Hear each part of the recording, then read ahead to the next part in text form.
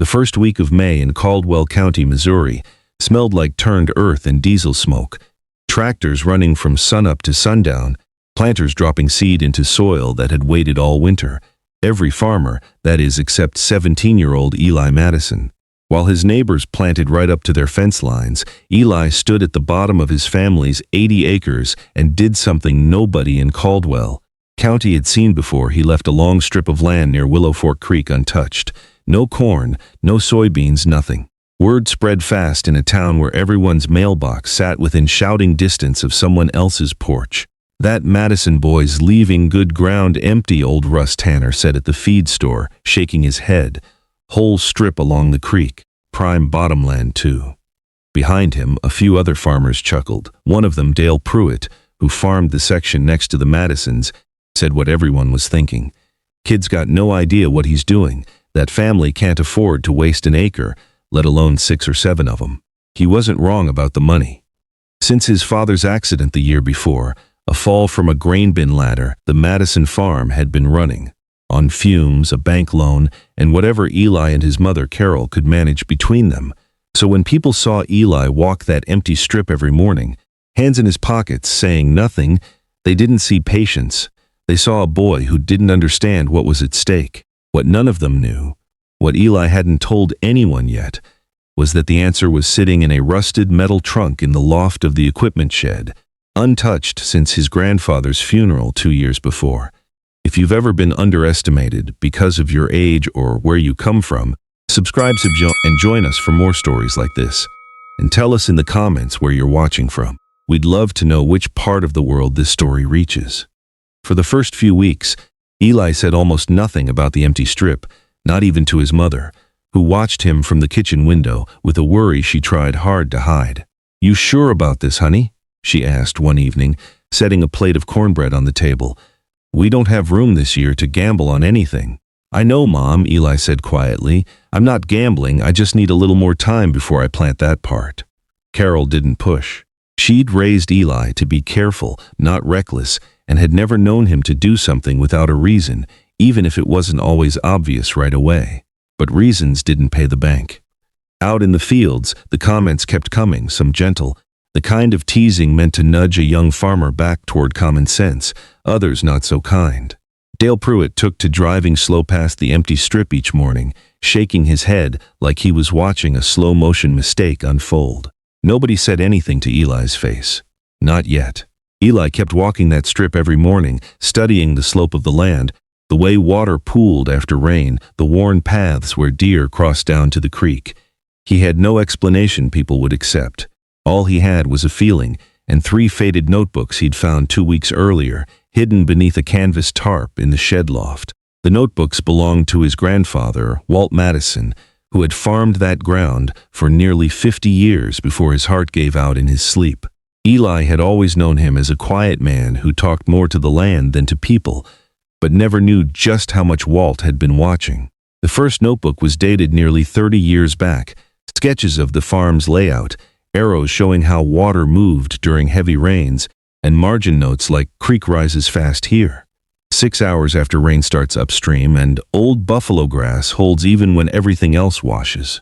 The second notebook held something Eli hadn't expected, records of a flood from decades earlier, bad enough that older folks in town still mentioned it. Walt had mapped which fields had flooded worst, the same low strip along Willow Fork. Everyone now assumed Eli had simply forgotten to plant. "Lost it all that year," his grandfather had written. "Corn, topsoil, 3 years of work. Should have left it wild. The grass would have held." The third notebook was the one that changed everything. It described something Walt had read about and tried, in pieces over the years, a method some called a riparian buffer. Native grasses and deep-rooted plants along a creek, not meant for crops, but there to slow floodwater, let sediment settle before it buried good soil, and let deep roots hold the ground together when everything else gave way. "Won't make us money this year," Walt had written near the end, "but it might save us the year we can't afford to lose everything." Eli read that line a dozen times. He wasn't sure his grandfather's idea would actually work. He wasn't an expert. Just 17, tired, and scared of making the wrong call on a farm that couldn't survive another bad season. But for the first time, Eli felt like he wasn't facing this alone, so he made a decision nobody understood. He left the strip exactly as his grandfather had once planned to, and let the native grass that had crept in over the years grow wild and tall along the creek. June brought heat, and with it, forecasts that made farmers check the sky more than their phones. It started as a dry spell that cracked the topsoil into thin plates. Then, in the last week of June, the weather turned all at once, storms rolling in from the west, each heavier than the last. By the third night of rain, the sound on the Madison's tin roof was no longer a comfort, it was a warning. "Willow Fork's coming up fast," Carol said, watching the driveway turn to a stream. "Faster than I've seen in years." Eli didn't sleep much that night, neither did most of Caldwell County. The river gauge upstream was rising by the hour, and the saturated ground had nowhere left to send the water but down toward the fields. The real test was still ahead. Nobody knew how severe it would become. Nature was about to decide. The flood came on the fourth day, just before dawn. It wasn't a wall of water like in the movies, it was worse, in its own quiet way. Willow Fork crept out of its banks slowly, spreading across low ground and swallowing rows of corn that had looked promising days before. By mid-morning, the Pruitt farm next door had standing water across 20 acres, topsoil carried downstream in muddy ribbons. Across the county, the story was the same. Fields turned into shallow lakes, young plants buried under silt, ditches turned to small rivers. When Eli walked down to the edge of his own land that morning, boots sinking into soft ground, he expected the worst. Instead, he found something he hadn't fully believed could happen. The empty strip, the one everyone had laughed at, was doing exactly what his grandfather's notebook said it would. The tall native grass, soaked and bent flat, had slowed the water spreading out from the creek. What reached the cornfield beyond wasn't a wall of water and silt, just a thin, slow sheet, its force already spent. The deep roots of that wild grass, reaching far deeper than corn roots ever could, had held the soil in place even as the water pushed against it. Sediment that would have buried the cornfield instead settled within the buffer strip, thickening it like a sponge. By the time the water reached Eli's planted rows, it barely rose past the base of the stalks. Eli didn't celebrate. He stood at the edge of his field for a long time, looking at the corn that had survived, corn that by every account shouldn't have. He thought about his grandfather, about quiet mornings spent walking these same rows, about notebooks nobody had opened in 2 years. "Thanks, Grandpa," he said softly, to no one but the rain. There was no sense of victory in it, just a deep, quiet gratitude, and the knowledge of how close they'd come to losing everything, like so many of his neighbors just had. In the days that followed, as the water receded, people in Caldwell County noticed something. The Madison farm, the one everyone had written off, had come through the flood with far less damage than almost anyone else's land.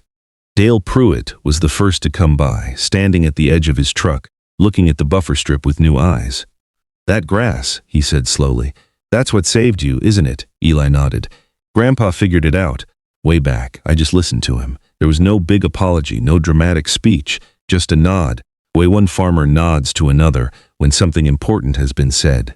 A few days later, Dale asked Eli to walk his creek line with him. He wasn't the only one. Over the following weeks, more neighbors stopped by, not to laugh but to ask quiet questions. Eli answered each patiently, pulling out his grandfather's notebooks and explaining what little he understood about root systems, water flow, and soil with a memory of its own. That fall, the county extension office organized a small workshop, older farmers and young ones studying maps not so different from Walt Madison's. By the next spring, 3 other farms along Willow Fork had planted their own buffer strips. It wasn't a revolution. It was small and steady, the way most real change in farm country tends to be, but it was real. Land that had flooded for generations started, little by little, to hold better each year.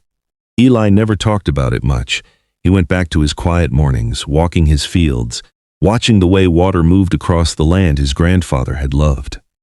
There's an old saying that farmers everywhere seem to come back to, in one form or another, that the true work of farming isn't only in what grows from the ground, but in who we become while tending it.